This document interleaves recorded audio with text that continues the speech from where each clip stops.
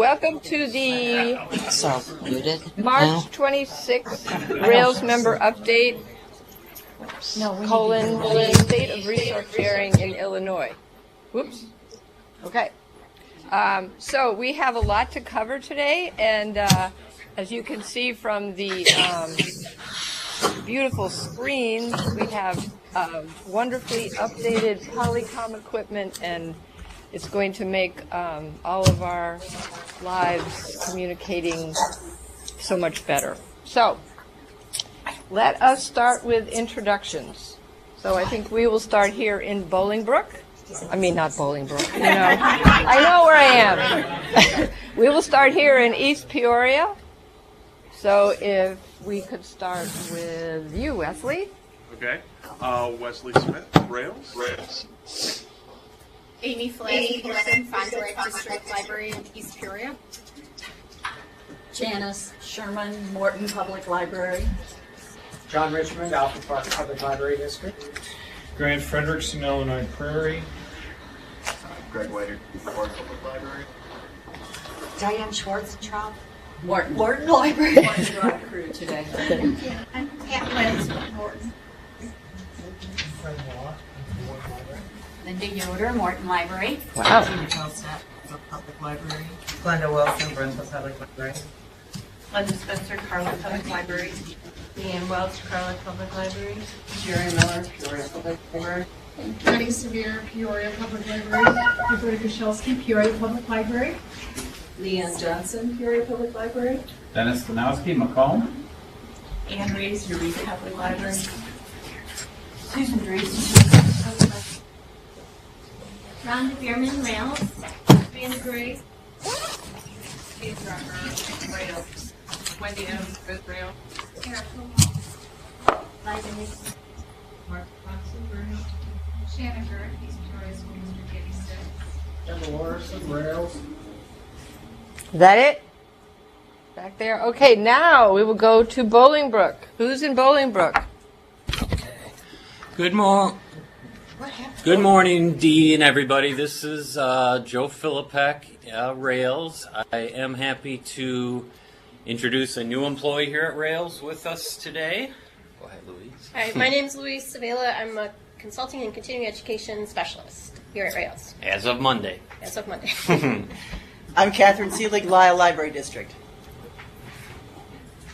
Great, thank you. Welcome to your first member update, Louise. How about Burr Ridge? Good morning. Lindsay, would you start us off? I'm Lindsay Brady from Skokie Public Library. Jody Rubel, RAILS. Ann Slaughter, RAILS. Lisa Jacob, Advocate Healthcare. Veronda Pitchford, RAILS. Jane Plass, RAILS. Sarah Dulay, Northwestern College. Rose Chenoweth, RAILS. Amanda Basaccio, RAILS. Pam Witt, Woodridge Public. Susan McNeil Marshall, Woodridge Public. Robin Wagner, Orland Park. That's it. Great, thank you. How about in Coal Valley? Start, Angela? Sure. Angela Campbell, Rock Island Library. Claire Crawford, Geneseo Public Library. Catherine Worsley, Aledo Public Library. Leanne Bradberg, Andalusia Township Library. Debbie Baskey, RAILS. Judy Hutchinson, RAILS. Laura Long, East Moline Public Library. Chris Johnson, Deere & Company. Sue Habel, Cordova. Sarah Alexander, Geneseo Public Library. Ashton Trimble, Black Hawk College Library. And that's it. Thanks. Thank you. Okay, how about Rockford? Angie Long, Boylan High School. That's all. Okay, thank you. And Wheeling. Helga Scherer, Morton Grove. Joanne Holmes, CCS. Ellen Clark, Wilmette. Don Johnson, RAILS. That's it. Thank you. How about Aurora Public Library? Anyone in Aurora? Okay. How about Freeport?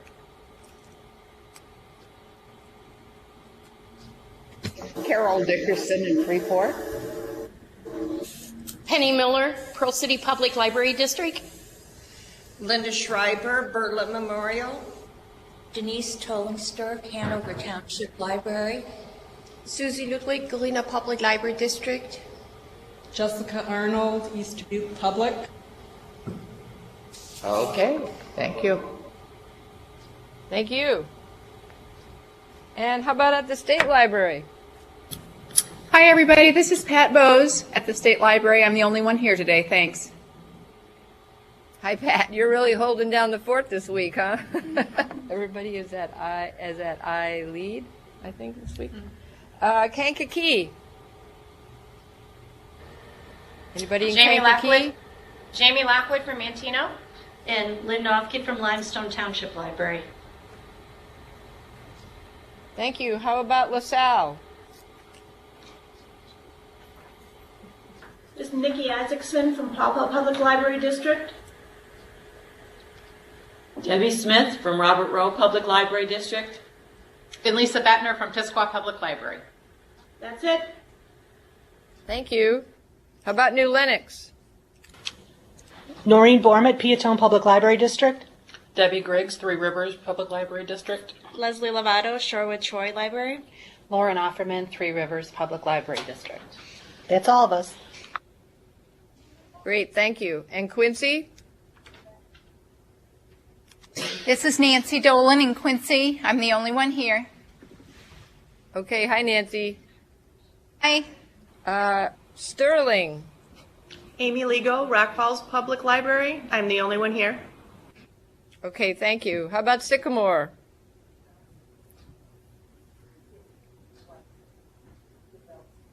Anybody in Sycamore?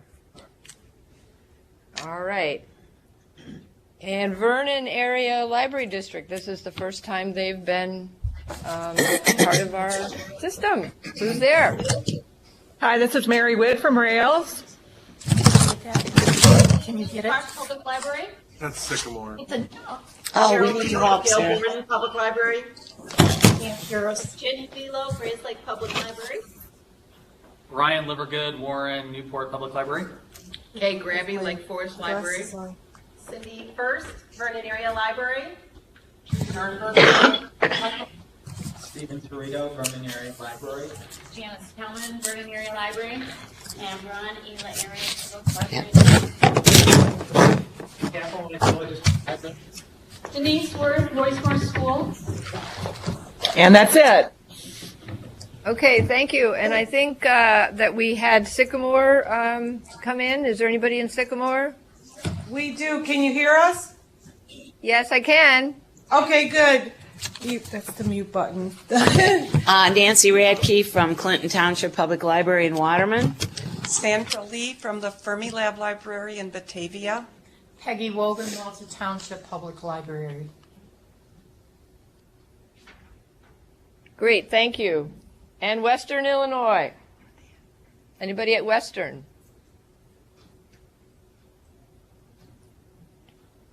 Okay, and we also have a lot of people streaming. As far as we know, we have over 100 people as part of this, either virtually or physically. And if I could just ask you all to remember at all the sites to mute when you're not talking, which means that you have to unmute, of course, when you do talk, but it just helps with the general quality of the mics. So, we really have one major topic today, resource sharing, and I'm going to just update you briefly on some RAILS news before we dig right into that topic. First of all, I want to tell you a little bit about the budget. You probably all, or many of you know that the governor's proposed budget did show a 10% cut in all of the library lines, the state library grant lines. However, of course, that is just the first offer out of what I'm sure will be many different, iterations of the state budget this year. So we shall see. This will, I'm sure, take a while to find out what's going to be the budget next year. But in any case, our budget and operational plan for 2016 is due into the State Library on May 1st. And they have asked us, in light of the possibility of cuts at some level, although it remains to be seen what, have asked us to submit a budget with different, showing what would happen at different levels of cuts. Everything from 5%, 10, 15, 20 to 25. So now our annual budget is between $9 and $10 million, so you can easily figure out what a percentage is of that. So, but because of our strong reserves and because we actually have been operating under budget for most of the time we've been in existence, we can actually sustain up to a 15% cut without, and still, still have expenses right about at what the revenue would be. So we are in extremely good shape. The board has been very, very prudent. And what we did discuss at the last board meeting, the potential impact of cuts, and there was general agreement that we would use some of the reserve to offset any cuts, pending what else might, come down the pike. And so we anticipate at this point that we will be, be continuing to provide at least the same level of service. We anticipate increasing a lot of our programs next year, including, more grants to libraries that wanted to join an LSAP, more support for the existing LSAPs. A lot of you are members of RSA. You know that we increased our support for RSA this year as we did for the other LSAPs. So, bottom line, the news is, while it's always, better to not sustain a cut, we are in a position to sustain a pretty severe cut. So that's really good. So that's the budget. The delivery, just a few words about delivery. We are, of course, continuing to look at outsourcing. The board's delivery committee met this week and did vote to recommend that staff, RAILS staff, continue to analyze extending outsourcing to Wheeling and to begin to negotiate a contract with CTS to extend the outsourcing to Wheeling. Now, the board has not discussed this. The board has not voted on it. I have no idea when it might occur, but that is the up-to-date news, that we are looking at extending the outsourcing to Wheeling. As far as the library system rules and standards, I think this has been an ongoing process also, with the State Library proposing changes to the administrative rules last summer sometime, I think, last fall. And that process has now, I think, pretty much officially completed. There was a conference call a couple of weeks ago with an open conference call that the State Library offered, and we did offer some amendments that they were very small amendments, but the State Library did accept the amendments, and they kind of broadened the system's ability to offer continuing education and consulting, and incorporated the ability of the systems to do some long-range planning as well. So I believe that was those rules were officially adopted by the Joint Committee on Administrative Rules a couple of weeks ago. So that's just a brief update on some major topics and some recent events. Are there any questions about any of these things or anything else at this point from anywhere? From Wheeling, this is Joanne at CCS. Yes. I have a question Yes. about your outsourcing. Yes. Our libraries would really like just a little information about what to expect, how many days of delivery, is there going to be night delivery? They just want a little information to chew on while you guys are deciding what you're going to do, you know? They don't want to be surprised. They just want to know what's going on just a little bit. They need some information. They would like that. I mean, they've heard a lot of things, you know, Sure. overnight delivery, and they just want something, a breakdown of what they can expect, you know, because we have a meeting April 9th, and I'd like to bring something back to our libraries just to, you know, ease their minds a bit. Sure. If possible. Well, sure. I was actually at the CCS directors meeting yesterday, and I did talk a little bit about delivery at that meeting. Right. But I am happy to answer quickly some questions, and then if you would like one of us from RAILS to come to the meeting that you refer to, that might be the best thing. That would be but wonderful. in any case, sure, okay, well, we can certainly arrange that. But just at a very high level, we anticipate implementing outsourcing in Wheeling pretty much the way it is implemented in Burr Ridge, because the routes would probably be blended. So yes, it will be night delivery. It will be 5 nights a week delivery. The libraries in Burr Ridge don't do any sorting, so I would anticipate that would also be the case for the Wheeling libraries. I think that it will be an improvement to the service to libraries, but of course it will also a lot of changes. So I think the thing to do is for us to arrange to come to that meeting. We would be happy to do that, and just who can I call? maybe talk offline. Who can I call to arrange that? Who may I call to arrange that? Excuse me, Dee, this is Jane Plass. Yeah.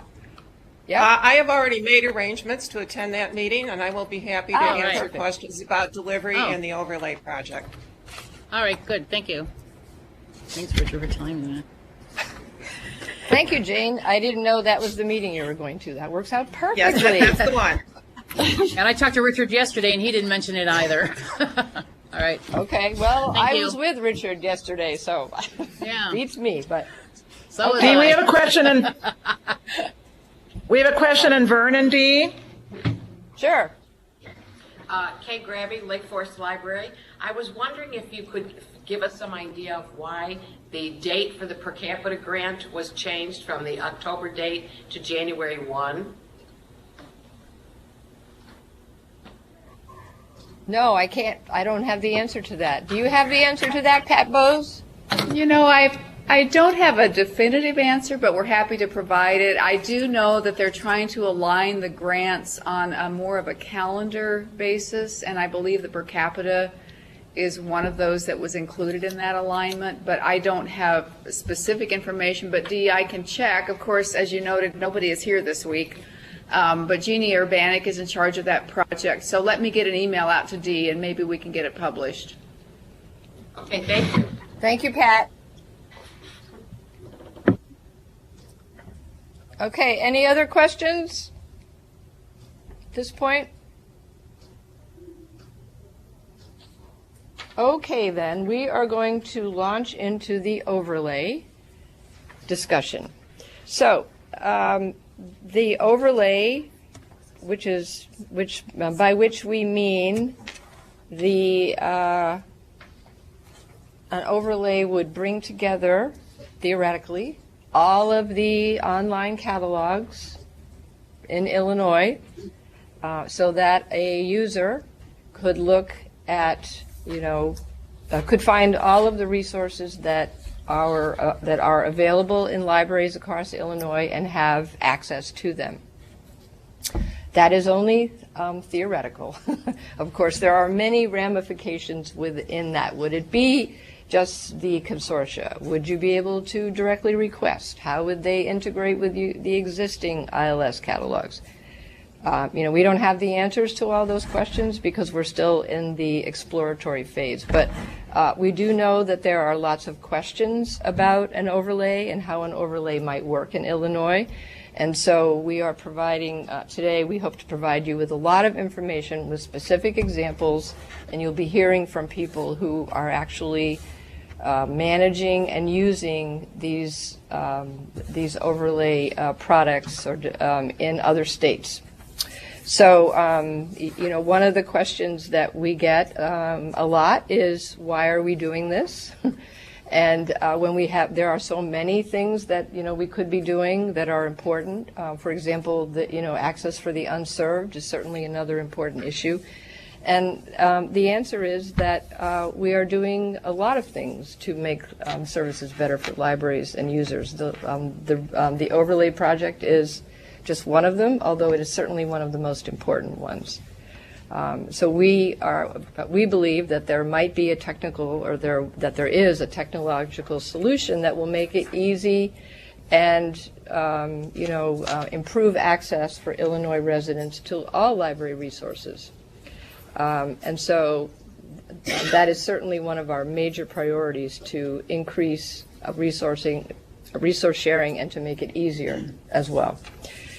It certainly came up in our strategic plan a lot, and it is also a priority of the state library. So the overlay is, also an alternative to creating one sort of giant LSAP or consortia in RAILS, as similar to what has been done in Heartland. We have a lot of very strong-minded libraries in RAILS, I guess I will say, for lack of a better word, and this is just one more way of accomplishing, bringing the resources together in a more kind of centralized, accessible way that also allows for more, local control or local decision-making, frankly.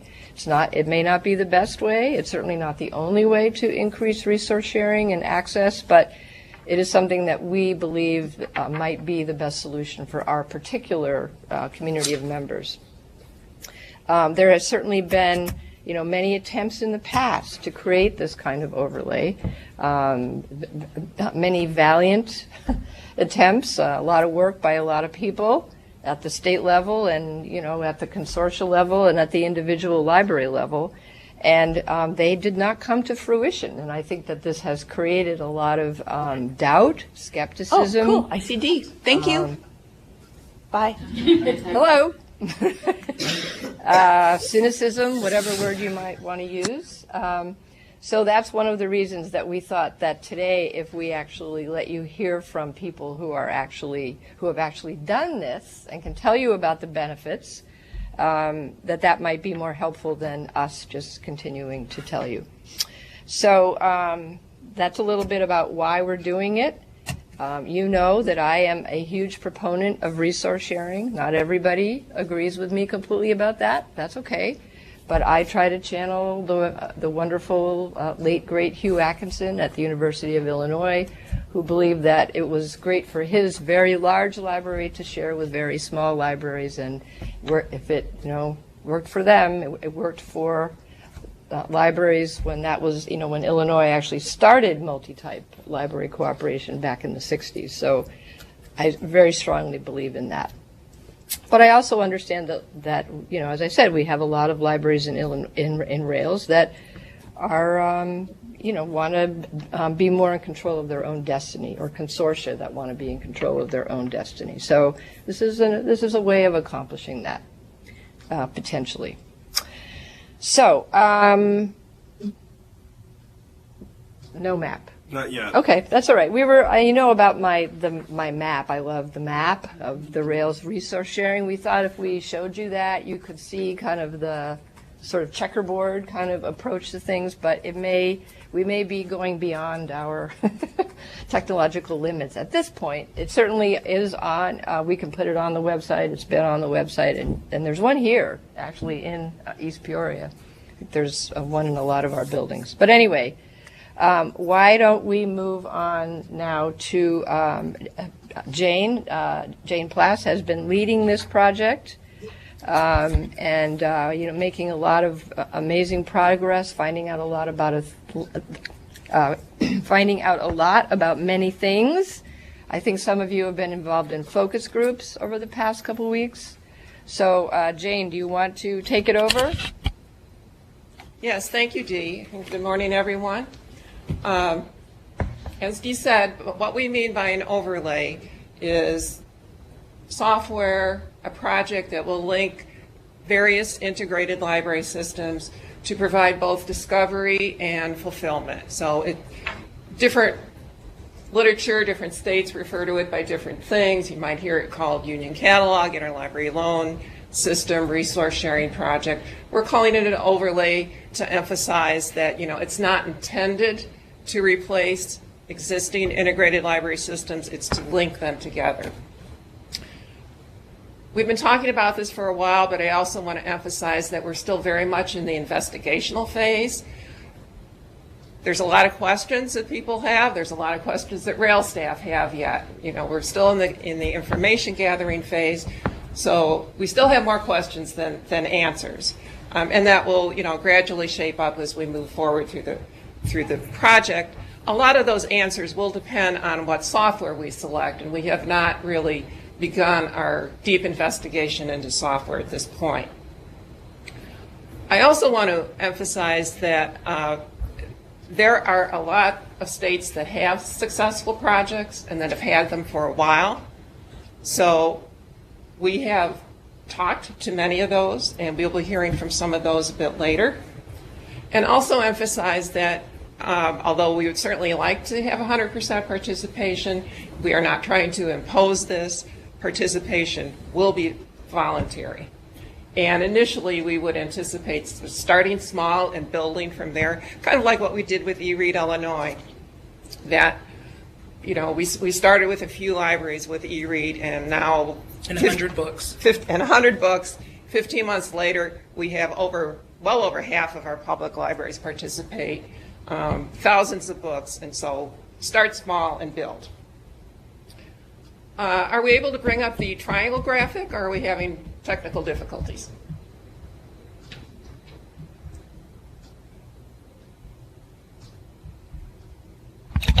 No, I don't think we can do that today, Jane. Okay, not a big deal. That is also on our website, and if you've been to one of the focus groups already, you will have seen it, and for those of you in Burr Ridge, we have one out as well. So the triangle graphic shows really that there's sort of like three major areas. This is more than strictly a technical project. We recognize that there are lots of political differences, cultural differences.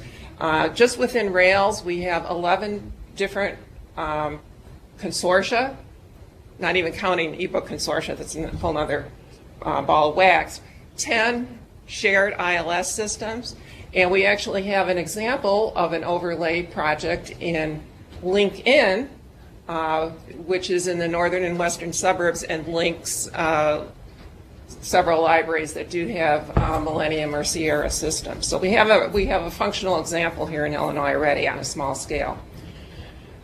We also have many standalone libraries. Of course, many of our academic libraries belong to the iShare, which is a statewide consortium, and we still have some non-automated libraries. So a very diverse landscape that we need to take into consideration. As we move through this project, we know that there will be sort of administrative issues that we need to work through. How will this be governed? Will there be an advisory council? Who will manage it? What will the funding structure be? A lot of those issues need to be worked out yet. And of course, there's the technical side of things. So I'm going to speak a little bit more about that. We started really investigating in fiscal 2014 and said, well, what's really out there that's working? We don't want to look at any software that's, being promised that's in the works. We want to look at projects that are actually, functioning and providing services. So we did work with Lori Eyre and Melissa Stockton to do an environmental scan of several projects in other states. That full report is also on the website, and the link to that is on your agenda. and identified that at this point in time, there are really 3 current software possibilities. There's some other software that's out there and in use, but no longer being sold or developed. So those 3 are Share It from Autographics, InReach from Innovative, and Relay D2D from Relay International, and that's their primary product at that point. In fiscal 15, we've turned our attention to organizational factors, and that's what the focus groups that have occurred and will be occurring are all about.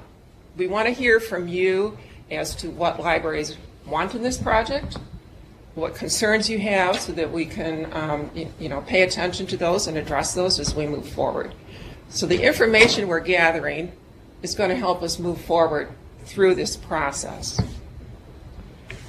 In fiscal 16, we anticipate we'll be at a point where we can start working on a software selection and evaluation process.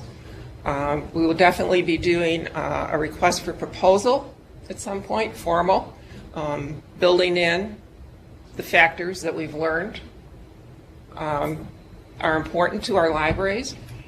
We know that we will be forming, some additional committees at some point to help us with that software selection process. And I anticipate that at some point in fiscal 16, we'll start to ask, well, who would be interested in participating in a pilot project? Not that that would be a commitment at that point, but just to, gauge some interest and get feedback, particularly from those libraries. Probably towards the end of fiscal 16, last half, we'll start looking more at funding and governance models. At this point, we really don't have an idea what it's going to cost. We know, will be expensive, but we don't really have a feel for what the upfront and the ongoing costs will be. That will help be part of the proposal process. And then I anticipate that as we move into fiscal 17, ideally we will be in a point where we can start implementing a pilot project and build from there. So that's a very broad timeline. As I said, we do have a lot of documents on our website, including the resource sharing map, the triangle graphic. There's a written overview, and that's all in the catalog section of our website under the overlay piece of it. We've also been running Question of the Week in RAILS e-News, which we've heard from members has been really helpful, so keep watching for that. Certainly we'll announce other opportunities as we can, and I am the contact person, so if you have questions, you can email me, jane.plass@railslibraries.info, and we will respond as best we can. Definitely get back to you. So, we are going to hear from some other people who I'm hoping are on the phone, but I haven't heard them call in. So do we have anybody on the phone?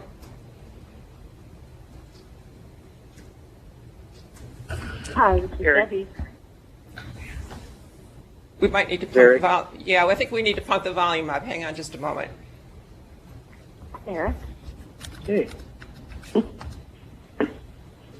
Hello? Hello, this is Donna from Mobius. I'm here. Hi, Donna. Hi. And this is Eric Craymer. Hi, Eric. This is Debbie Sheldman. Hi, Debbie. Kathy Wilt from Poughkeepsie. And Kathy. Okay, so we'll do formal introductions in a bit, but thank you all for your time today. So Eric Craymer, who is with Growth Management Consulting, has been our consultant for this second organizational investigation that's still ongoing. We're having 3 rounds of focus groups. 2 have been completed, and those were with the RAILS Consortia Committee and Consortia Futures Subcommittee, the State Library, Carly, and the Illinois Heartland Library System. Those were done in late January. And Eric has just completed a grand tour of RAILS territory, meeting individually with all of the consortia. And we will be having webinars next month. We'll hear more about those in a bit. So Eric is going to share with us some of the top 5 questions that he's heard from members so far. So turn it over to you, Eric. Excellent. Excellent. Thank you. So yes, as Jane said, I've toured much of the RAILS region, learned a lot, seen a lot, and I heard a lot from the consortia that I visited with. So thank you very much for that. A really rich group of information that's now available to us. I've always cautioned everybody that we're not looking for a perfect answer. We're looking for a range of acceptability and what would work. But as important as the things we're learning about are the questions that arise, because those are information as well. And so Jane has asked me to kind of identify what I thought was, at least from my thematic analysis, the 5 top questions that I heard in my meetings with governance participants as well as ILL staff participants across the RAILS region. So the first one is, will delivery be able to keep up? Now, luckily, I don't have to answer the question. Jane, I think, is going to address some of that. So one of the big things that came up with everybody was, okay, so if this thing really works, will delivery be able to keep up? And my response, Jane, did you want to? Yeah, my response to that, and we are running a bit behind schedule, so I'm going to be brief, but our response to that is certainly we recognize that delivery is extremely important. It's definitely one of our core services, and we will adjust delivery to make sure it can keep up. Okay, excellent. The second one was, how will this be better than what we have now? Everybody wanted to know. And certainly that would be the intent of this project, to improve resource sharing. Exactly how it will be better will emerge as we go through the software selection process and implementation. And the third one was, and who will pay for this and how? We certainly, know and have heard that it needs to be affordable. There's a wide range of funding models out there in other states.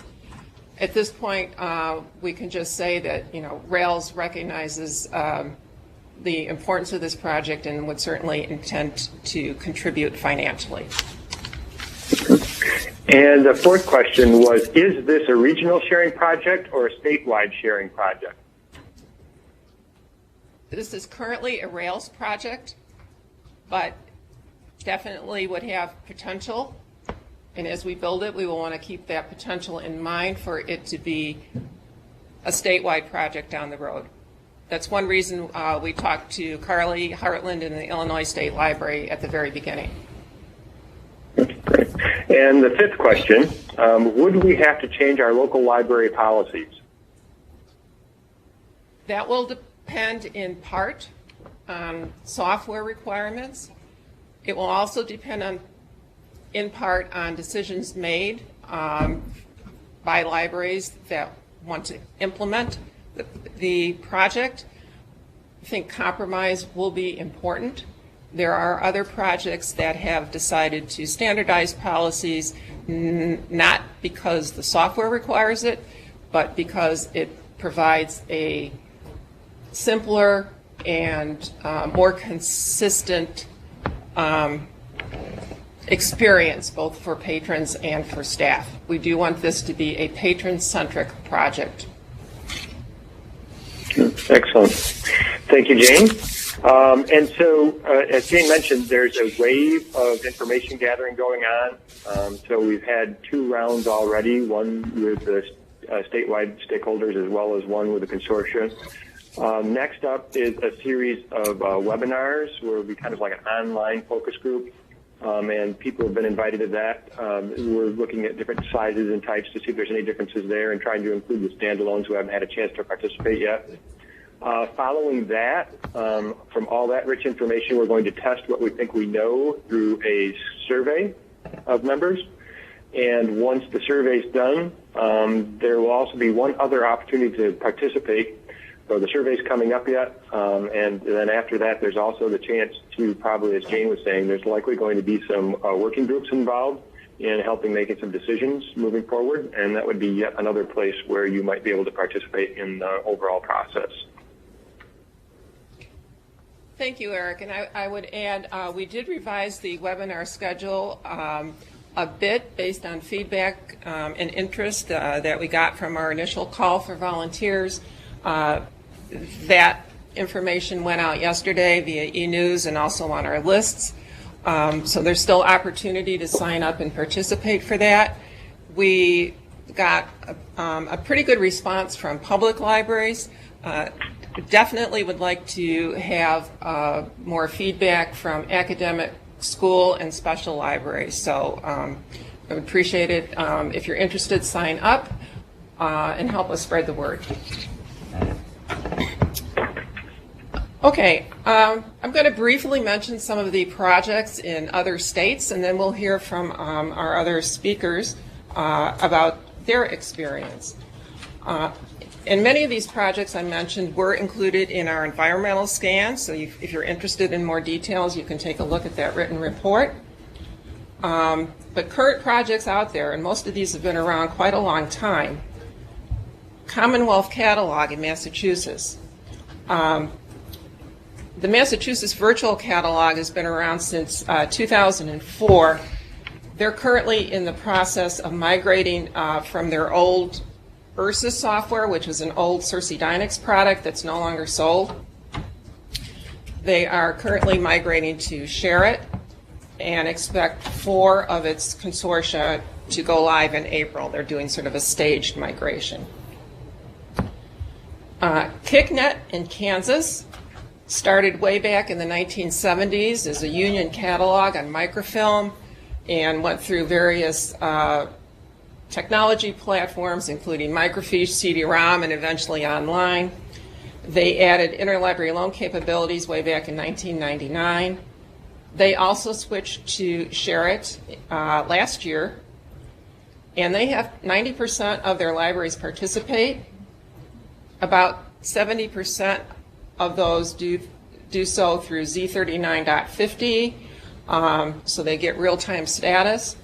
The remainder do so through a union catalog that's created from holdings exported from OCLC.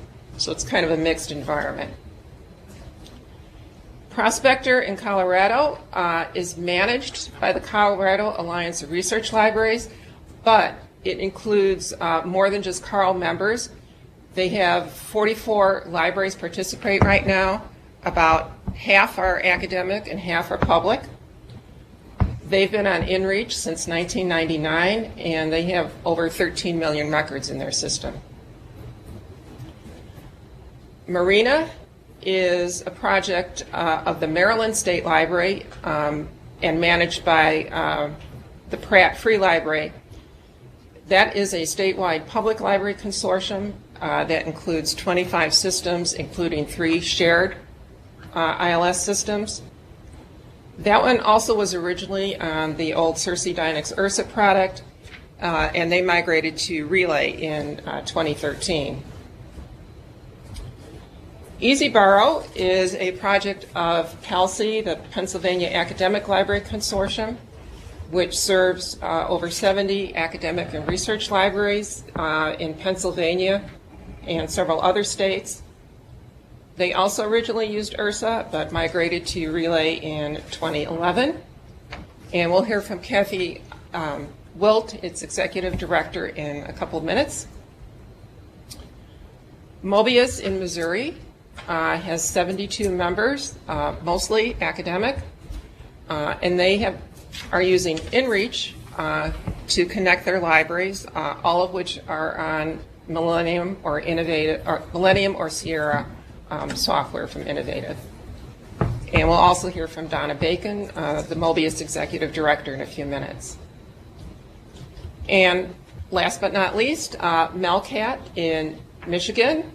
It's a project of the Library of Michigan, but managed by the Midwest Collaborative for Library Services. They have been on InReach since 2004 and currently have over 430 libraries that participate. So you can see there's a lot of projects that have been around quite a long time. And we'll also hear from Debbie Schaubman at MCLS, and Debbie is manager of the Shared Library Systems. So, time to hear from our speakers now, and if you would please speak up, because we have you on conference phone, but also others are hearing you through our video conference connection, so it's a couple steps in the technology here. So let's hear from Kathy Wilt first, who is Executive Director of PALCI. Good morning. Can you hear me okay? We can hear. Can you hear her at the other sites? Yes. Hello, can you hear me? Test, test. Yes, go ahead, Kathy. Yes. Oh, okay, good. Thank you very much. I'm glad to be here. And as Jane was saying, PALCI is a group of 70 college and university libraries and a few research libraries, including the Philadelphia Museum of Art and our state library. We started almost 20 years ago with half that number of 35 Pennsylvania college and university libraries, with the priorities, the two top priorities were resource sharing and group discount purchasing. Easy Borrow was the first service developed, and it was actually named after our state toll tag brand, which is Easy Pass. So we now have Easy Borrow as a way to have some state recognition. And as Jane said, we used the URSA software. And in 2011, we went to our second generation software in partnership with Relay International as using their D2D software. For those of you that may not know that, it was the Borrow Direct group, which is the Ivy League schools and PALCI, that worked with Relay to take their ILL system and fashion it for consortial borrowing. 52 of our member libraries use Easy Borrow for managing their ILL services, and we do about 155,000 requests a year on this system. And I also want to make sure that you understand they have multiple ILL activities. For example, most of them use Iliad as well. PALCI members have 14.4 million holdings. We serve 808,000 faculty, students, and staff, and our budgets are nearly $500 million a year. That's about $475 million a year. So what is Easy Borrow? As Jane was discussing, we are a patron-initiated ILL system. So I'm going to walk through the steps real quickly with you. A patron places a search for the materials in the system, and they can use a variety of search terms like author, entitled, keyword, subject, ISBN, etc. The patron receives a real-time result set using the Z3950 technology, showing where their titles are available, where they are available, and if they are available to borrow. The patron then submits a request, and the system puts a hold in the local system of the lending library. Each day, the member library staff at the lending libraries, which is all the libraries, go in and print out any book bans for books that have been reserved. They pull the books, complete the checkout on their local system, and they ship the material. And the materials are received at the requesting library within 3 to 5 days. We use the Pennsylvania Interlibrary Loan Delivery Service, which is a discount program using UPS. So because of the system-to-system processing, Easy Borrow's key value is that we have very low staff involvement in the entire process. And as Jane had noted, the D2D technology that we use is also used by Marina and by the Ivy League schools, and their consortium is called Borrow Direct. So why Easy Borrow? I will tell you that PALCI libraries have told me repeatedly, many times, have long preferred this system because it's cost effective in two ways.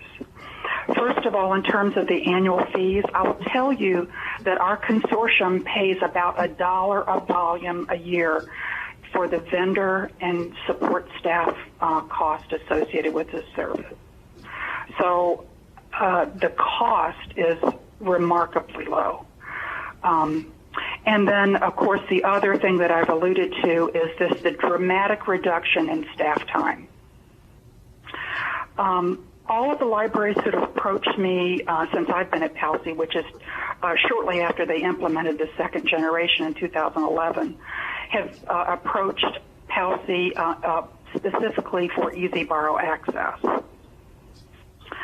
And I have I want to end up with a few testimonials because everybody loves the story, right? We had one of our research libraries that liked the Easy Borrow functioning so much that they were having their staff manually take their ILLIAD and all other ILL requests and put them into Easy Borrow so they would have a single stream for ILL activities. We now have developed an add-on for ILLIAD with Easy Borrow that allows that to be done more easily. I've been to board meetings and I've been to parties at colleagues' houses, and they say, "So what does PALCI do?" And I say, "Easy Borrow." And I have been remarkably shocked the number of times that our patrons, citizens in Pennsylvania, actually know the Easy Borrow brand. We had to find a new office space about a year ago, and our real estate agent asked the same question, and he told me that he had used Easy Borrow at Drexel University. And one of our library directors at a state school here in Pennsylvania told me that his faculty will not allow him to get rid of Easy Borrow. And then my final story is a relatively recent story. New York University joined PALCI about a year and a half ago, and they came up on Easy Borrow, I would say maybe 8 to 12 months ago. And the first time I went to visit them in New York, and I asked their AUL for Access Services how Easy Borrow was going, she said to me, "Easy Borrow is heaven." So we have a very dedicated membership on this service.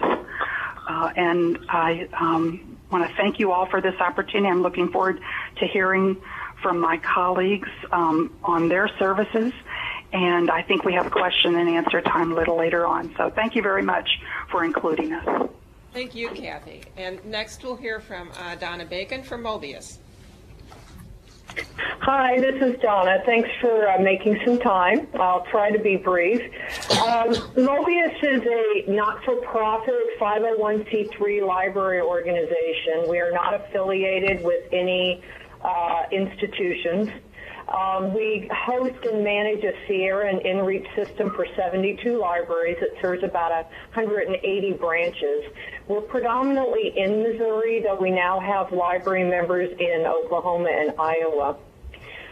We were formed in 1998 with state appropriations, and the sole purpose of that was to create a resource sharing network for the academic libraries in Missouri. However, we no longer receive any state funds and haven't since 2007. We are fully supported by our member libraries. When we did lose our money, our libraries all stepped up and said, we have to have Mobius, we have to have this service, we're going to make up the money. So we all are fully supported by member libraries. Since we were formed, we've expanded to include public and special libraries, as well as the out-of-state membership. Our union catalog has a little over 27 million items. We use InReach for resource sharing, and InReach, as you probably are aware, is a patron-initiated system. Users can search the union catalog and place a hold the same way they do on their local system with their own library card. It allows the patrons to pick up their materials at any Mobius library, not just their local library. So they can take their card and go to any library that's Mobius and pick up their materials. It's a very streamlined process for the staff because they use their own circulation system to process materials, just like they do when their patrons place holds on their own materials. so they don't see separate forms and different ways that they have to do or different things they have to log into. Recently, we began a partnership with the Colorado Alliance of Research Libraries, which Jane mentioned earlier. There are about 43 libraries, half academic and half public. They also use an inReach system. The cool thing about our new partnership with them is that because they also have an inReach system, we are able to connect our inReach servers together so that our patrons can have direct access to each other's union catalog, place holds on each other's catalog, and have materials sent back and forth.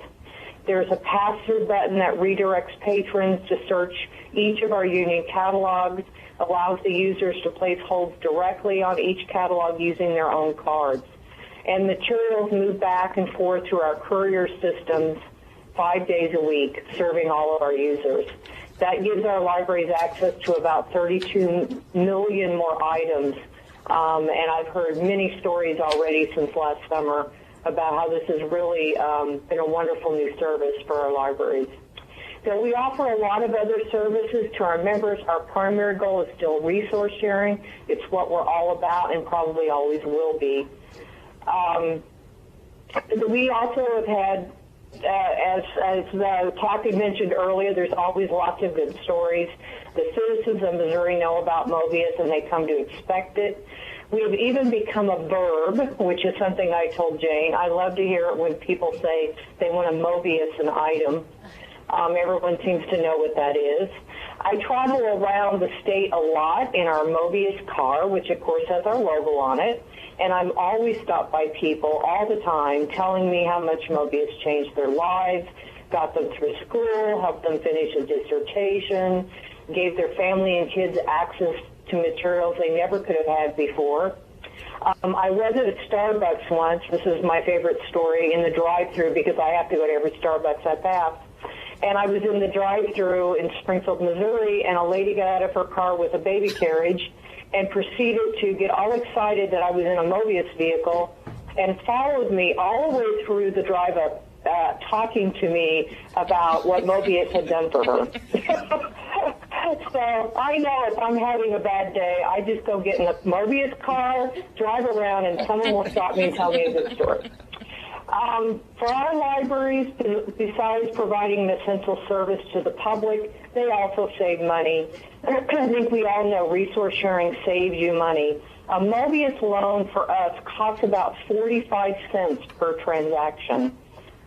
We run a very tight ship. Traditional ILL, we know, is notoriously labor-intensive. The national average for that is about $30.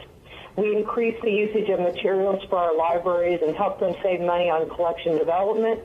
And our libraries provide a very diverse and complementary collection. Our service is now essential to our libraries and our citizens. And I am also told that once a library becomes a member, their patrons will never let them give it up. So good luck with your research, and I'd also like to hear what happens with RAILS. Definitely, we will stay in touch. And next we'll hear from Debbie Schauman, Manager of Shared Library Services at MCLS, about MeLCat. Hi, can you hear me? Yes.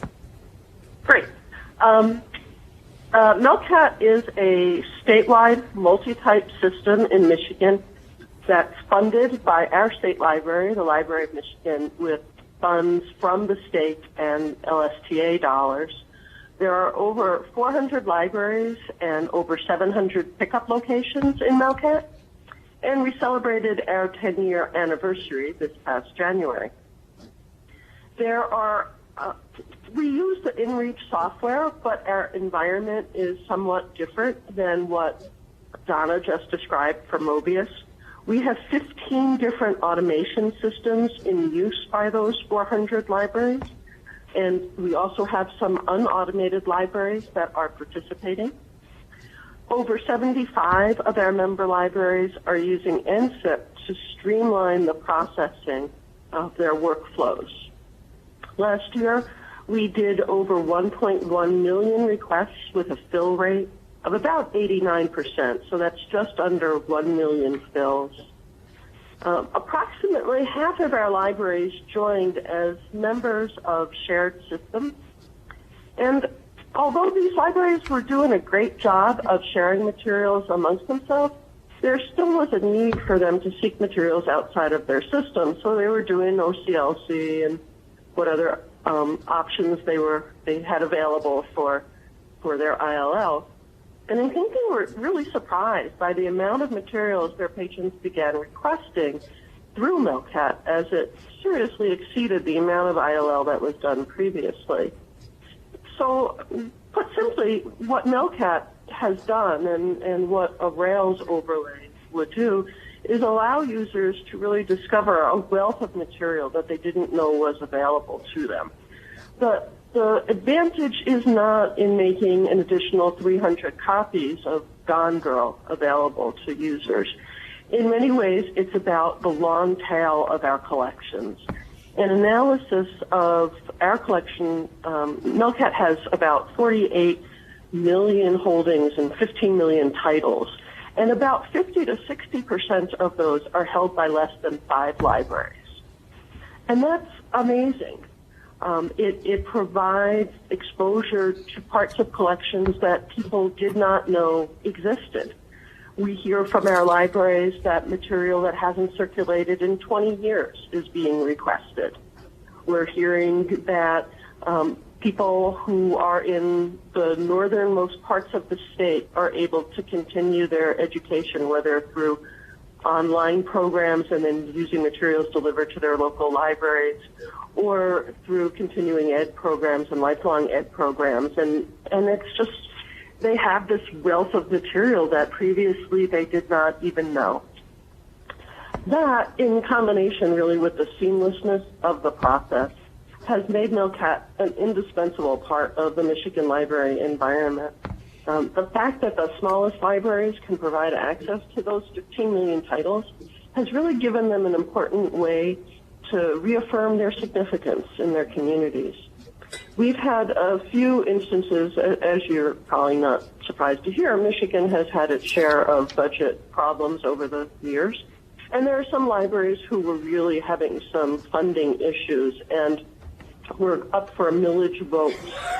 And the fact that they had brought MeLCat into their communities was used as a selling point in the promotional material they did around the millage votes.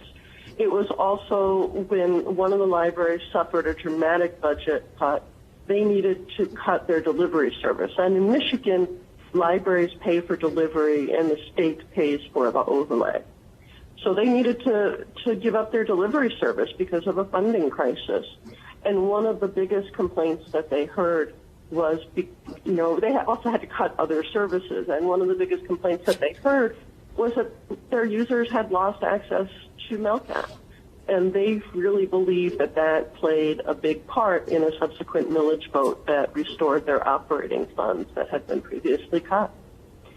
And like Donna, the fact that people use MeLCat as a verb just tickles me silly. I've been in my public library just kind of hanging out waiting to do something and have heard people ask if they could MeLCat something. And that is such an illustration of integration into the community, into the library landscape, that it's truly remarkable. And I guess the last thing that I'd offer up is one of our libraries used to be in a corner gas station that was renovated and turned into a library, so you can get the sense of the size of it. It's a pretty small place. And they had a big sign out in front of the building, and this was many years ago when we were still in a big growth phase. But this tiny library had this big sign out front that said, over 5 million titles available here. And that just really summed it up for what they were able to bring to their community, which had a population of less than 3,000 people, and so had a funding level that reflected that. And so the power of that is amazing. And I'm also really excited to hear how things develop in Illinois and how RAILS is able to construct a project that really serves your users and helps reaffirm the value of the libraries in the state. So thank you for your time. Thank you, Debbie, and Kathy and Donna and Eric. Appreciate hearing from all of you. We do have about 10 minutes for questions on the resource sharing project at this point, so we'll open the floor to questions. Actually, I do have a question. Can you hear me? Yes. I'm at Sycamore. I'm Kendall from Wabanza Community College, but if I understand correctly, the purpose of the project is to facilitate resource sharing between disparate library systems across the state. Sorry. I haven't heard any mention. I haven't heard any mention of WorldShare ILL, as it's called now. It seems like that does a lot of this. Has that been rolled out for some reason, or is it lacking some particular functionality? Well, certainly, the question is about WorldShare ILL, and certainly that's used by many of our libraries. Illinois, as most of you know, is a very strong OCLC state. However, there is also a lot of dissatisfaction and concern about OCLC costs. So this would provide an alternative. It would not exclude libraries from participating in OCLC. It's not intended to replace it, but it would provide another alternative. And also, those of you who are familiar with OCLC interlibrary loan, there is a lot of back and forth to it. And I think these systems would make it easier on staff and also would provide more of an opportunity for patrons to place requests. We can do patron-initiated ILL, of course, through first search or discovery. Okay. All right. You certainly can do that. Mm-hmm. Great. Thank you. Yes, we have a question here for Rich. No, I have a comment to use OCLC. I'm Robin Wagner from the Orland Park Public Library, and as you know, 2 years ago we went standalone, so we do our ILL through OCLC, and it is, we allow our patrons access to the OCLC WorldCat as one of their catalog choices, and they will request anything and everything that looks remotely interesting to them, no matter where it comes from. So it does cause a lot of issues for us. A lot of things that are requested that the only copy is, if it's in the country, it's somewhere and they won't send it and things. So OCLC, though WorldCat, has a great collection, it is very difficult using it directly with our patrons because they see things and they want everything. And our linking to OCLC to our Polaris catalog did not go as smoothly as promised. So we are actually, people request something from WorldCat that they see in our web pack, and then we get the request through our ILS, but then we sign into WorldShare to request it for them, because the linking between Polaris and WorldShare didn't work as promised.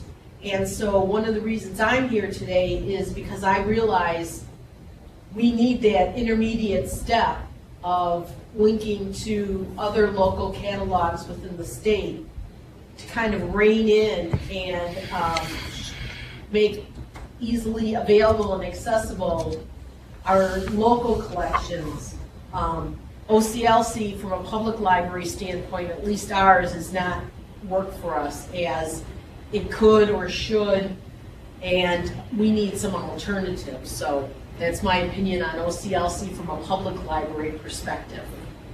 Thank you for sharing your perspective. Other question here?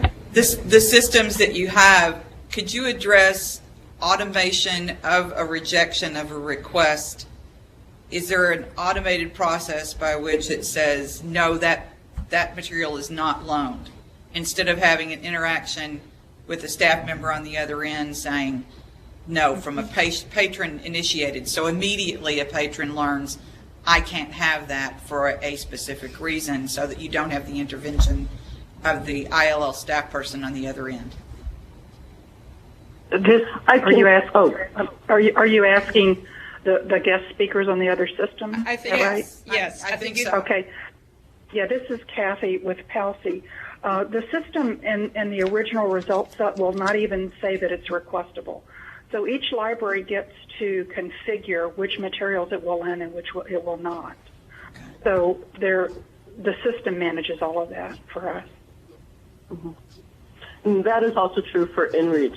In the implementation process, you would be profiling which categories of your material are requestable and which are not, and the system won't permit a request on something that's not requestable. Lindsay? I have kind of a follow-up to that. Skokie, where I'm at, is part of Lincoln, and so we systematically kind of suppress items that we don't want to show up in the Lincoln catalog, which is an InReach catalog. Could you speak up a little? Sorry. My main question for the guest speakers is, are libraries, you just said that they profile what they will or won't share. So is there like kind of standard policies for not putting ebook records into the shared catalog, for instance? This is Donna. We just went through this in Mobius, trying to decide what the future of our union catalog was and whether or not we should add ebooks to it. Many of our member libraries do add them. Eventually decided that we wanted our union catalog to be a discovery tool of materials around the state, whether they could be lent or not. Since it's connected to your ILS, InReaches, everything is in real time. So if an item is checked out, you know it. If it's checked in, you know it immediately. You can also mark things that they can't be requestable. You can suppress things. We do allow ebooks and e-resources.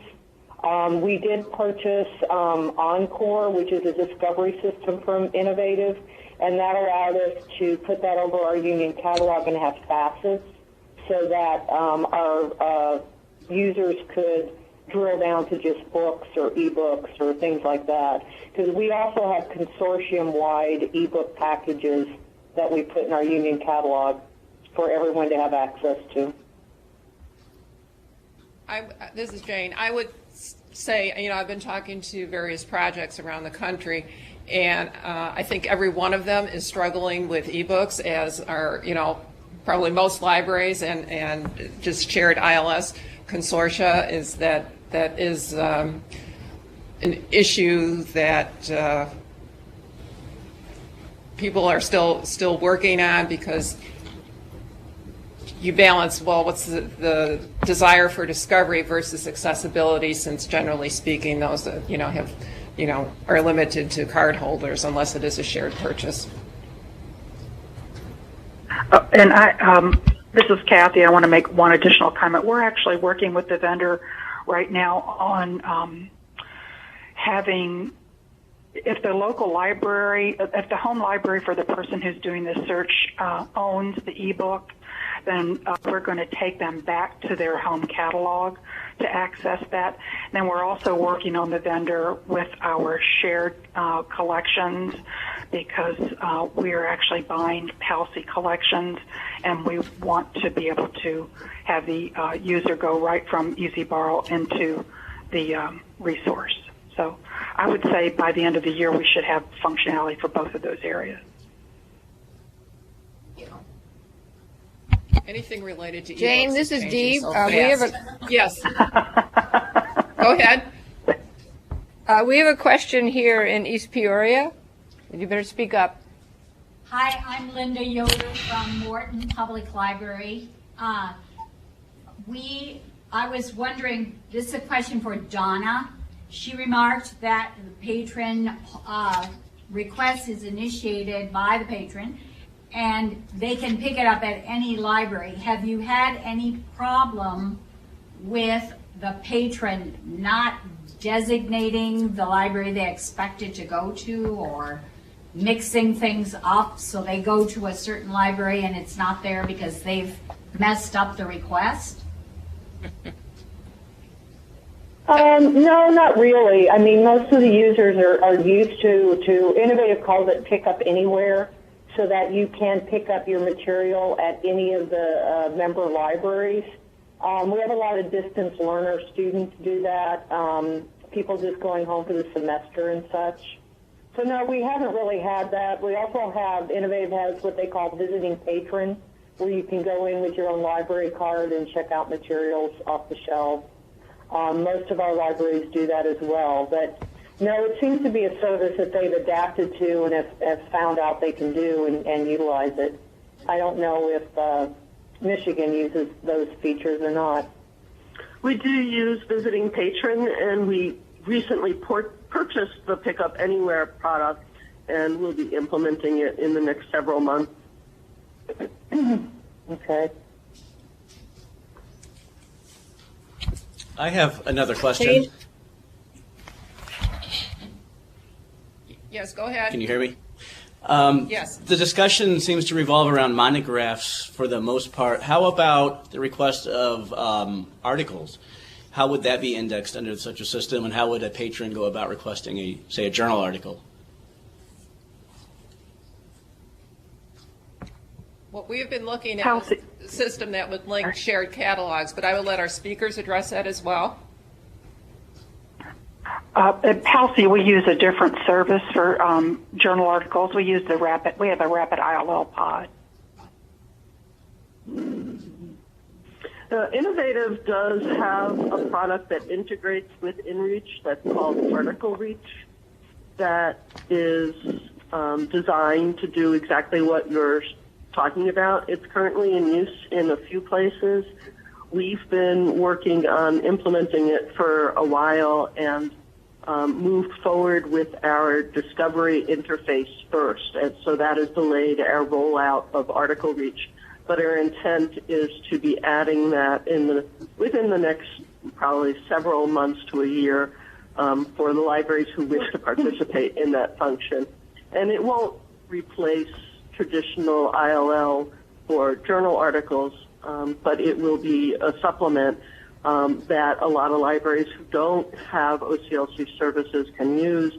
It is something that we anticipate will be adopted by between 30 to 50% of our libraries, but we're waiting to see how we can advertise it more and promote it more as we work towards that implementation.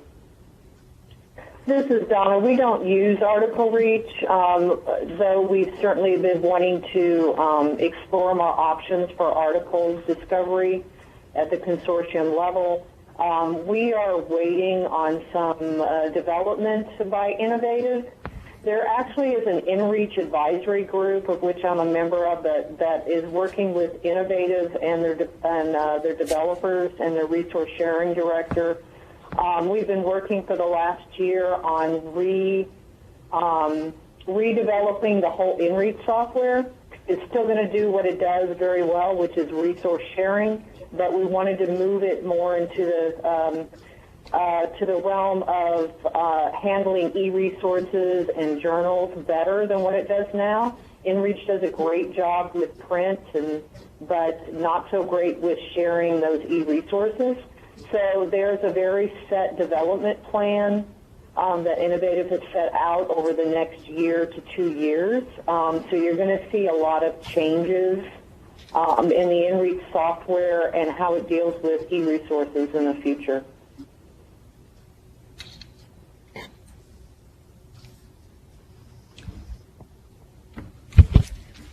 Jane, we have a question here in Coal Valley.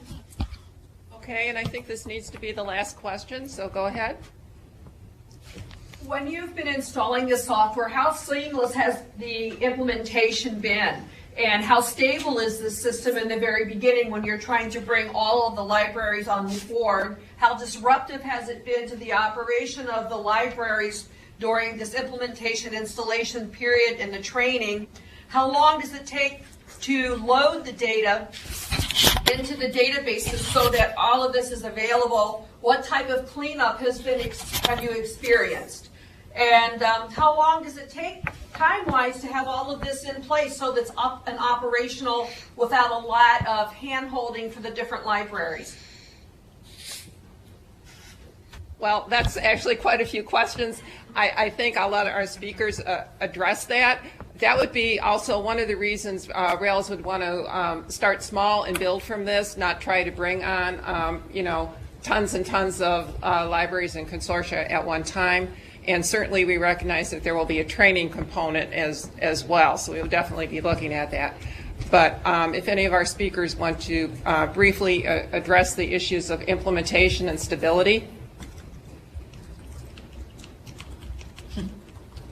Well, I'll take a stab at it. This is Debbie.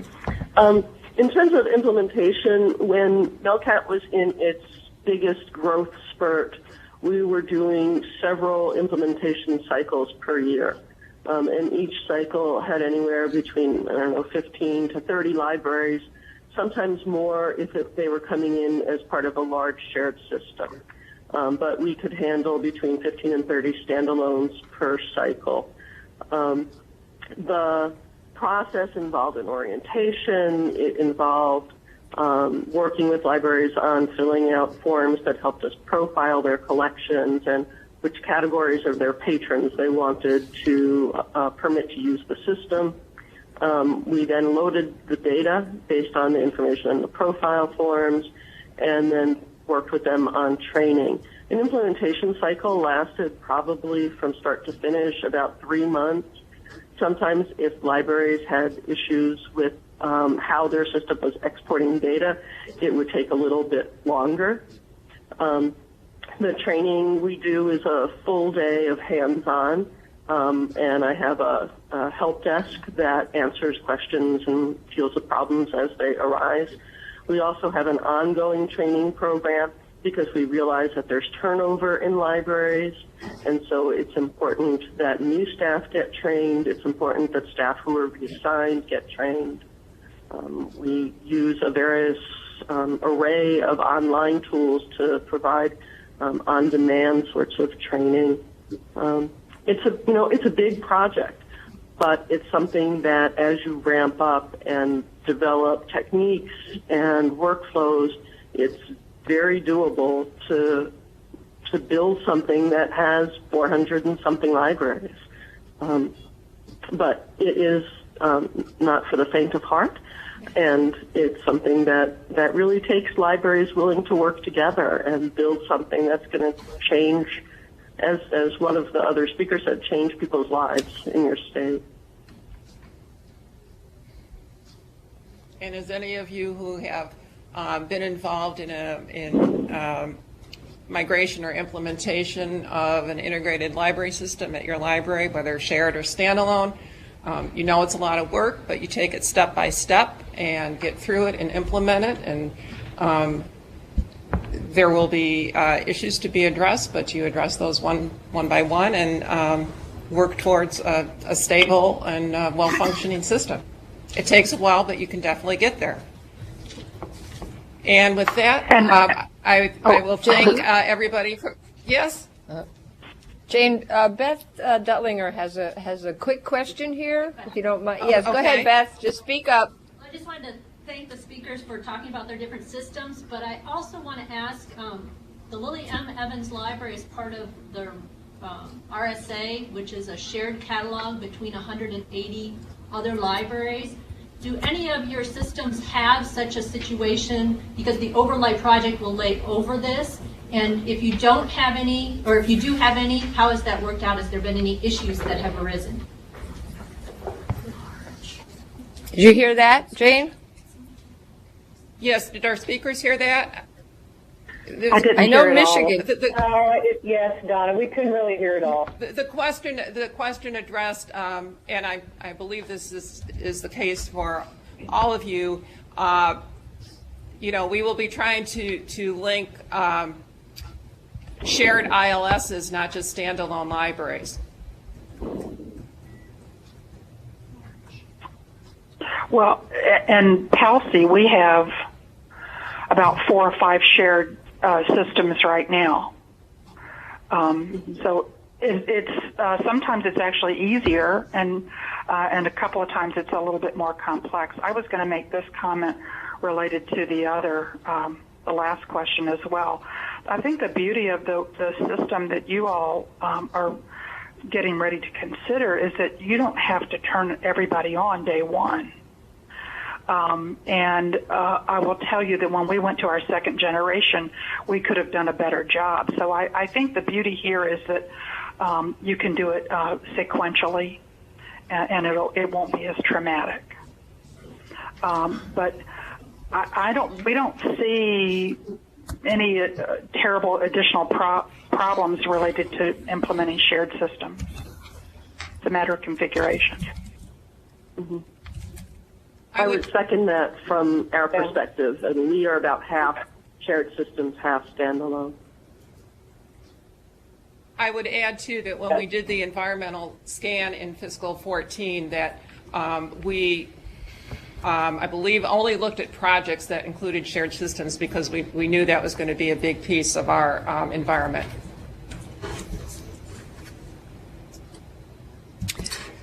Okay, thank you, Jane. I think the short answer, Beth, is yes. Yeah. Sorry. I guess.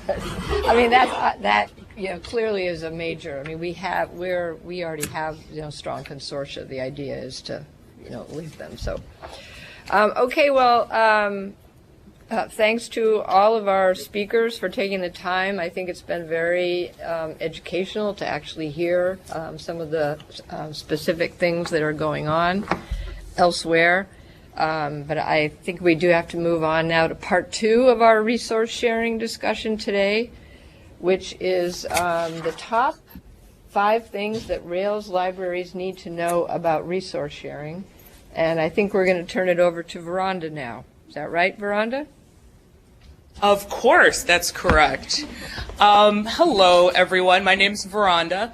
I'm the Director of Membership Development and Resource Sharing, and I'd like to update the agenda to make that the top 6 things, because the 6th one has occurred as a result of this, and I'll be really quick, because I hope y'all have lots of questions, and we want to hear updates from everyone.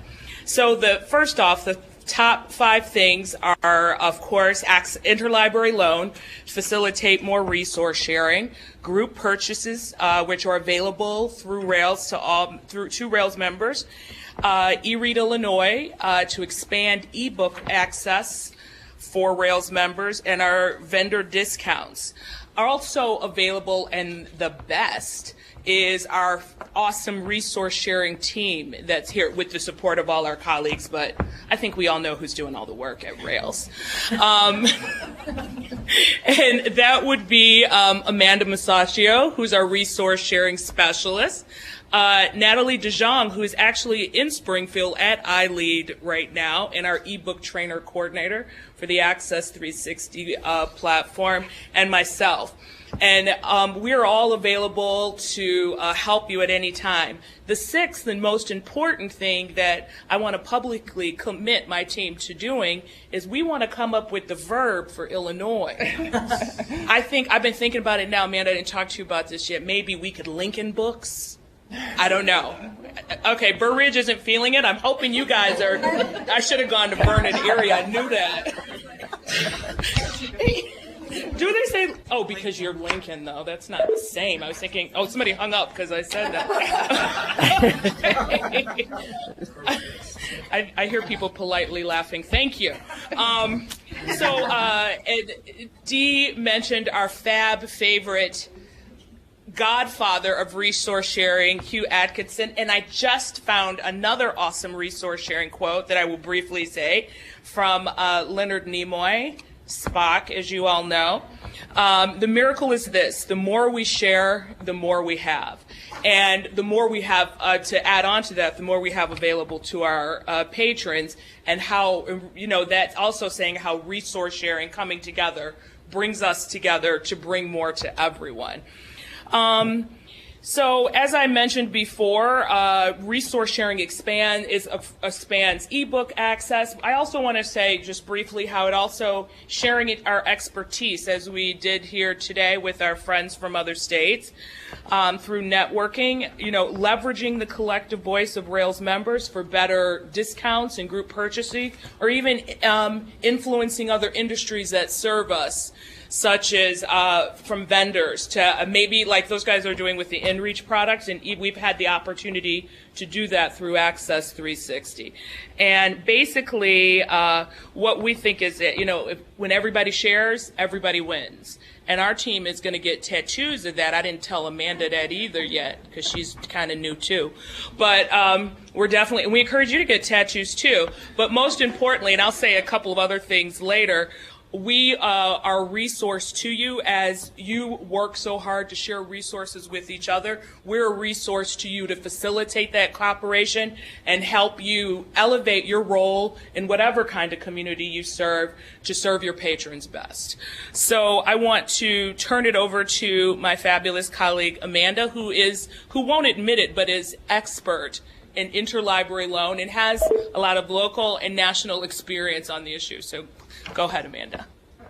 Thank you. So interlibrary loan is an important part of resource sharing, and I would like to talk briefly about that. In regards to this year's revision of the Illinois Interlibrary Loan Code, RAILS is here to support you to provide interlibrary loan services for your patrons within the realm of the code. We want you to know that you can reach us at any time with questions via email, telephone, and that we are always glad to assist you. RAILS offers interlibrary loan meetings for networking groups by appointment. We've been doing a little bit of that lately. And later this summer, we will offer resource sharing webinars. So you can look for that. We'll have announcements in the e-news. I hope you all subscribe to that. And last but not least, we are here to facilitate resource sharing so you can better help your patrons. That's what we are here to help you do. Thank you. Another thing that we've recently developed is our resource sharing quiz, which I'm not going to lie to you, I was terrified to take. And we're going to be posting, and I did okay, I think, right? So we'll be, and these resources, we're building out a website now to make these resources available. So again, check the e-news for more information about that. The next thing I want to talk about, so thank you, Amanda, talk about is our group purchase and vendor discount. We are still in the process of revamping our group purchase program, but we want to be sure all of you know, last year we requested, now have the opportunity to serve all types of libraries with our group purchase plan. Before we were just limited to those in the major LSAPs. So all of our, and Lisa, you're looking at me, you didn't know that, did you? No. You should holler at me, I'll help you. Okay. So we have, and for those of you who already have existing contracts with the vendors I'm about to name, please give us a holler so we can work with you. ProQuest, EBSCO, we recently acquired a contract for Boopsy, some Gale work, public web browser, which RAILS provides as a benefit to members. And Credo is another one, which I know is big in some academic libraries. And if you all have those contracts, please contact us. We'll be publicizing this more. Some of these contracts we've just acquired, so we're still trying to settle the waters on those to make sure there's no disruption in service from them being transferred from another vendor. We always want to work to kind of bring the voices together to using it as an impact for even greater discounts. And just because we're committed to multi-type discounts, I also want to say, had a great conversation with Boopsy at Midwinter, and they are looking to expand their service, which is a mobile web browser for libraries, and they're looking to expand their services to more accurately meet the needs of special libraries and academic libraries, but even specifically they were talking about law school libraries. So it's very interesting. So we're always looking to make these deals as multi-type as possible. We also have, and this pains me when I am in all of the fabulous presentations all of you do, is that we have an excellent vendor discount page. So when you're using Demco and a lot of other services, please check our vendor discount page so you can take advantage of those discounts and get an even better deal to make the most of your money. We also have, through a RAILS agency membership with Lyrasis, also have discounts on classes and training, and some savings on supplies and select products through them too. And you can find this information on our website. We plan to do later this summer a formal survey around what members need and how we can expand this program even further. Again, right now we're committed to settling the waters, but always feel free to email us, our team, with what vendor discounts you think and group purchases you think we should consider. We do love hearing from members. So, especially if you have ideas for the verb. So, I think, did I miss anything, Amanda? Okay. So I think I'll turn it over to Debbie to talk more specifically about member engagement and networking opportunities available for RAILS members. Okay, thanks, Veranda. I'm Debbie Baskey, the Member Engagement Manager at RAILS, and I wanted to elaborate a bit on networking, which is obviously another form of resource sharing of knowledge, ideas, best practices. One of the ways that we help member libraries with this is on our website we have a networking group directory. So if you're looking for a group to network with, that's a good place to take a look, especially if you're new in the library or new in your position. It will help you find people that have similar issues and problems and successes that you can talk with. If you belong to a group that isn't on the website, we'd be happy to help you add that group, as well as put the meetings on L2. It's a good way to see what meetings are going on, so I highly encourage that. And also, I'm happy to attend networking group meetings as well, to talk about different RAILS services, to answer questions about RAILS, so feel free to contact me for that.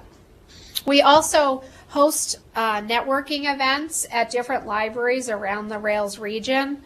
It's a good informal way to just meet colleagues in the area. Some of the networking events we have coming up, we have one on April 30th at Deere & Company in Moline, May 19th, Joliet Junior College, June 11th, Eisenhower Public Library, August 6th, Caterpillar. That one was just added to the calendar yesterday, and we'll be scheduling a lot more as well. And if you'd like to host one of these events at your library, please do let me know.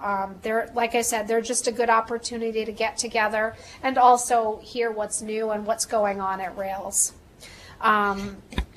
This is also these member updates is another good opportunity for networking. You can see at the different sites there's a lot of people at each of these sites, so it's another way to get to know some of the colleagues in the area.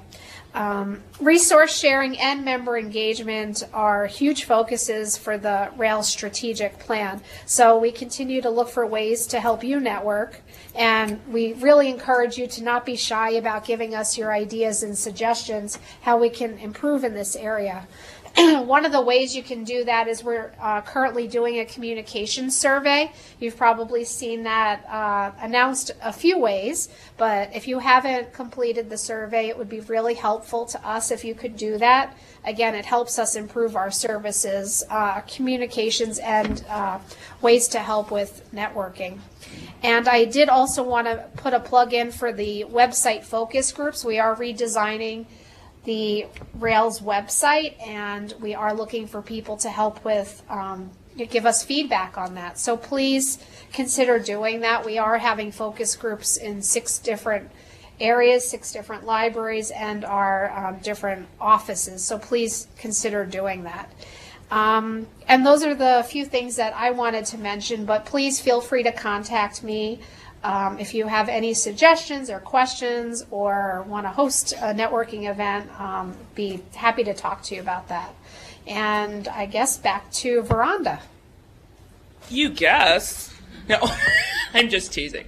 I wanted to just talk really briefly about support to serving non-residents. For those of you not familiar with that term, that refers to people living in areas unserved by a public library, and so they are not taxed for library service, and therefore have to purchase library service from the geographically closest public library.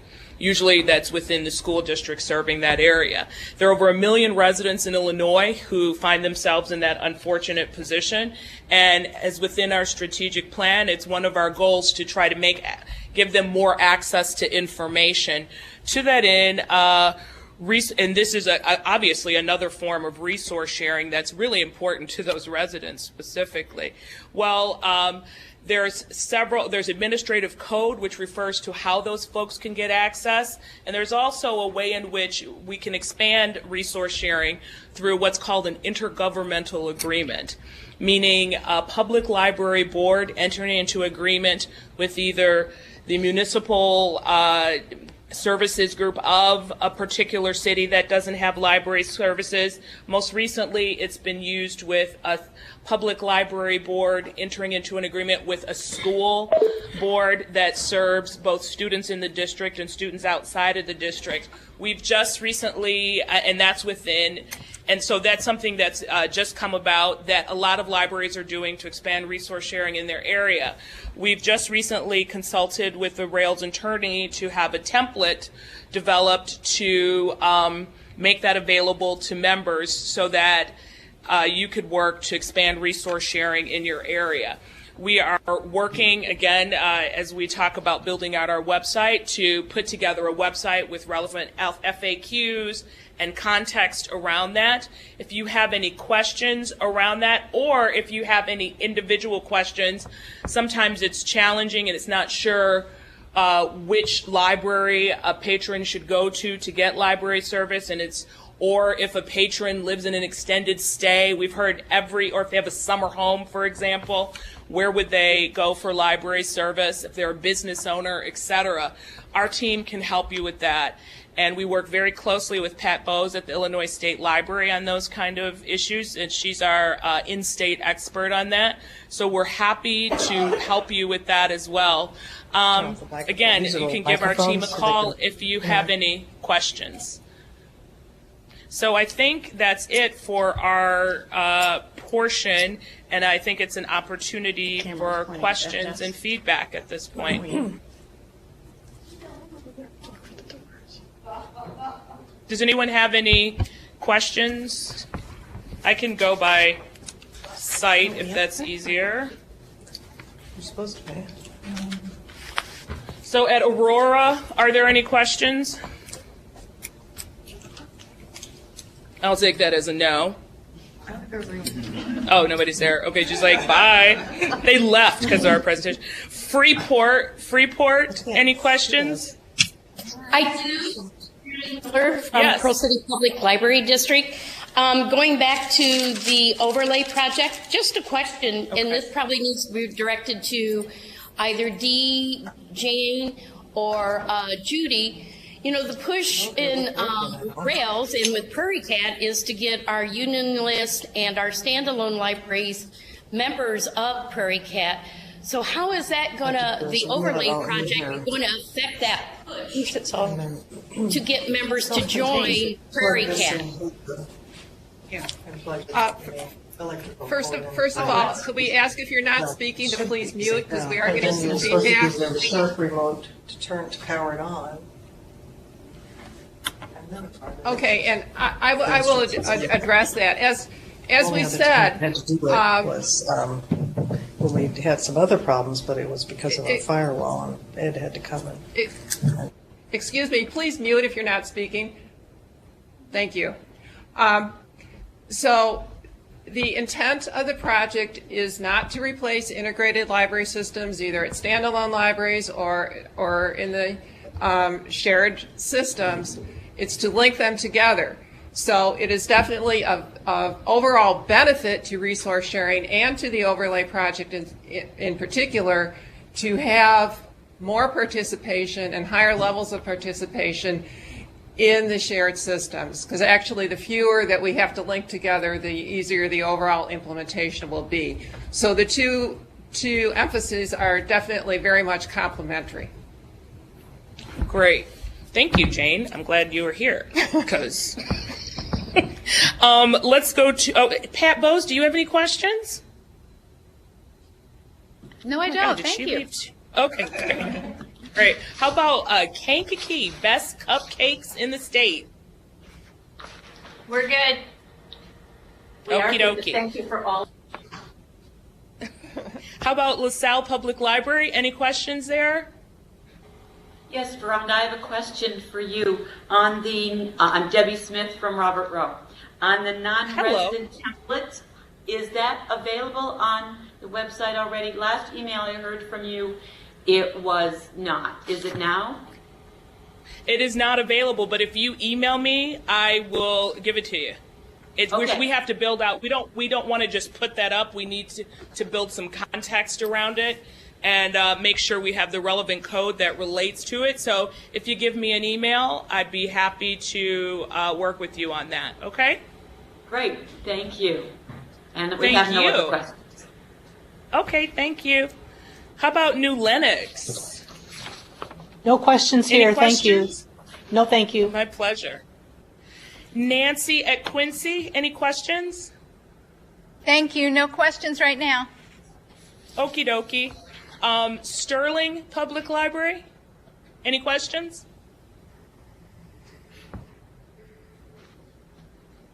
Okay, I'm going to take that as a no and not take it personally.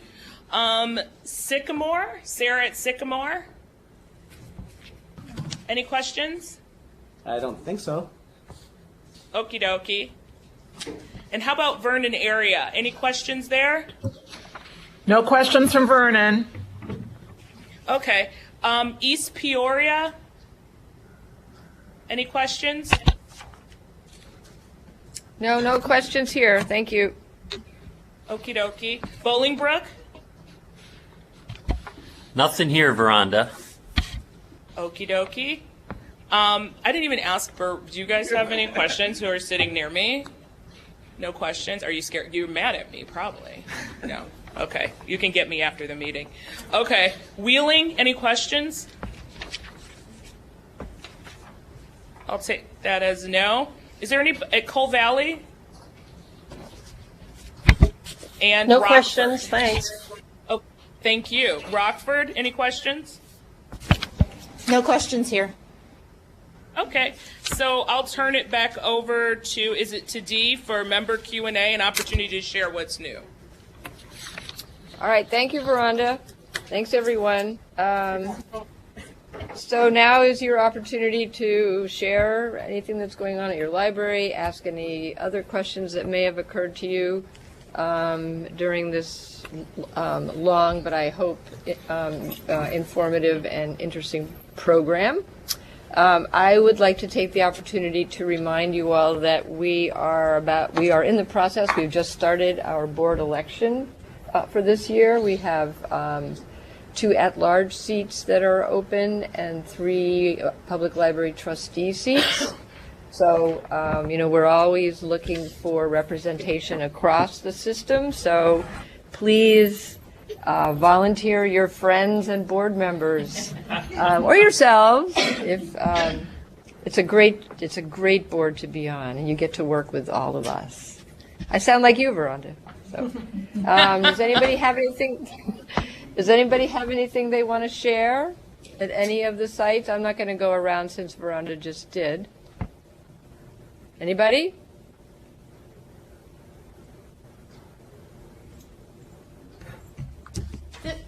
This is Peggy Wogan I'm at Sycamore, director at Malta.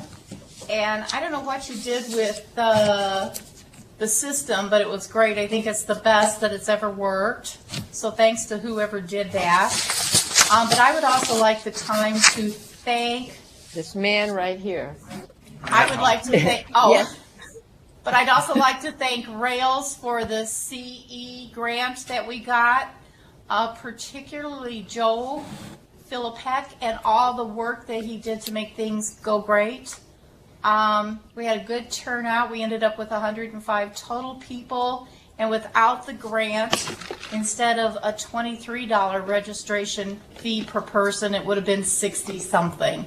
So thank you for making that available to us. You're welcome. That's wonderful. That's great news. And we're happy to do that.